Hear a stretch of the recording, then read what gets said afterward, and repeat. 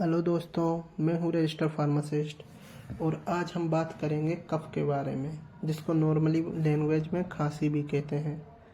बात करने से पहले मैं आपको बताना चाहता हूँ कि मेरा आज लाइव ऑप्शन चालू हो गया है। मेरे 50 सब्सक्राइबर पूरे हो गए हैं, जिससे मैं आज बहुत ही खुश हूँ। और आप सभी जिन्होंने मुझे इतना सपोर्ट किया, मैं आप सभी का दिल से शुक्रगुजार हूँ। ऐसे ही मुझे सपोर्ट करते रहिए और मेरी वीडियो को ऐसे ही आगे बढ़ाते रहिए और मुझे ऐसे ही सपोर्ट करते रहिए, जिससे कि मैं आपको और नई नई जानकारी मेडिकल के बारे में आप सभी को दे सकूं। तो चलिए बात कर लेते हैं अब हम कफ के बारे में। कफ गले और लंग्स के इन्फेक्शन के कारण उत्पन्न होता है। यह अपने आप में कोई डिजीज़ ना होकर दूसरी डिजीज़ का सिम्टम है। मतलब कि ये कफ जो है किसी और बीमारी के चलते हमें कफ होती है। तो चलिए जान लेते हैं इसके कोज। टोन्सिलाइटिस, गिल्टियों में सूजन, स्ट्रेप थ्रोट खराब गला, common cold, laryngitis, viral infection, whooping cough काली खांसी कहते हैं, जिसको कुकर खांसी भी आमतौर पर लोग बोलते हैं, एलर्जी, एजमा जिसको दमा कहते हैं, क्रोनिक ब्रोंचाइटिस एंड ट्यूबरकुलोसिस से भी हमें खांसी उत्पन्न होती है। चलिए अब हम बात कर लेते हैं इसके टाइप के बारे में कि खांसी कितने प्रकार की होती है। खांसी आमतौर पर 3 प्रकार की होती है: ड्राई कफ, मॉइस्ट कफ, वूपिंग कफ।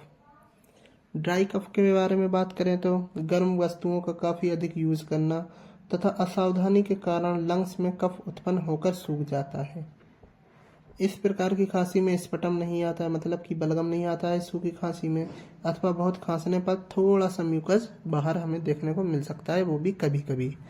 इसमें पेशेंट की चेस्ट में कंजेशन हो जाता है।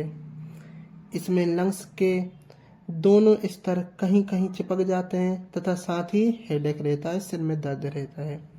इस प्रकार की कफ में साय साय की वॉइस सुनाई देती है। अगर आपको कफ हो रही है तो हम अपन को साय साय की आवाज़ सुनाई देती है। इसमें खांसी बार बार उठती है, खांसते समय पेन होता है। चलिए दोस्तों, अब हम बात करेंगे मॉइस्ट कफ के बारे में। इस प्रकार की खांसी में स्पटम या बलगम आराम से और अधिक मात्रा में बाहर निकलता है।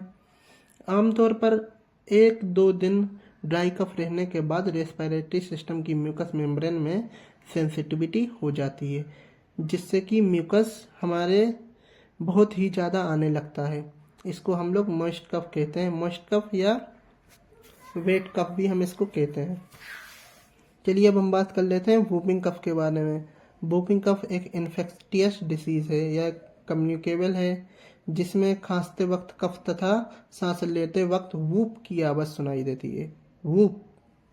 चलिए अब हम बात कर लेते हैं क्या क्या इंस्ट्रक्शन होने चाहिए खांसी को रोकने के लिए, जिससे कि हम, वैसे भी सर्दी का मौसम आने वाला है, बहुत से लोगों को खांसी हो गई। आप सभी इस वीडियो को देखिए और अपना आप से खुद ही, मैं ट्रीटमेंट करने की सलाह नहीं देता हूं, तो अपने आप को प्रोटेक्ट करिए। चलिए दोस्तों, अब हम बात करते हैं इंस्ट्रक्शन के बारे में। कफ के वास्तविक कारणों का पता लगाकर ही हमें ट्रीटमेंट शुरू करना चाहिए। हल्का गर्म पानी हमें पीते रहने चाहिए। सर्दियों में क्या, वैसे तो आमतौर पर भी हमें गर्म पानी का सेवन करते रहना चाहिए। पेशेंट को बेड रेस्ट करना चाहिए। पेशेंट को स्मोकिंग तथा एल्कोहलिज्म नहीं करना चाहिए। स्पाइसी तथा फ्राइड फ्रूट से हमें बचना चाहिए, जो कि आजकल बहुत ही ज़्यादा चलन में आ गया है। पेशेंट को न्यूट्रिशन रिच डाइट लेनी चाहिए, जिसमें पोटेशियम, मैग्नीशियम, कार्बोहाइड्रेट, मिनरल्स अधिक मात्रा में हो। चलिए दोस्तों, अब हम बात कर लेते हैं कुछ ट्रीटमेंट के बारे में। सिरप एस्कोरिल डी, जिसमें डेक्स्ट्रोमेथोर्फिन हाइड्रोब्रोमाइड, फिनाइलेफ्रीन हाइड्रोक्लोराइड एंड क्लोरफेनामाइन मेलिट है, 1 चम्मच सुबह शाम दोपहर हमें लेना चाहिए। इसके साथ ही टेबलेट एल्टोसिन 500 mg, जिसमें एरिथ्रोमाइसिन एस्टोलेट है, 1 गोली सुबह शाम हमें 5 दिन तक लेनी चाहिए। जानते हैं अगर कफ आएगी तो हमें सर्दी जुकाम होने के चांसेस भी बढ़ जाएंगे, तो हमें सोलविन कोल्ड टेबलेट, जिसमें paracetamol 500 mg, phenylephrine hydrochloride and chlorpheniramine 2 mg, 1 गोली सुबह शाम दी जानी चाहिए। लेकिन अगर कफ ज़्यादा सीवियर हो तो कंट्रोल नहीं हो तो हम एक इंजेक्शन जो मोनोसेफ नाम से आता है जिसमें सेफ्ट्रियाक्सोन है सिरा मार्ग से धीरे धीरे दिया जाना चाहिए।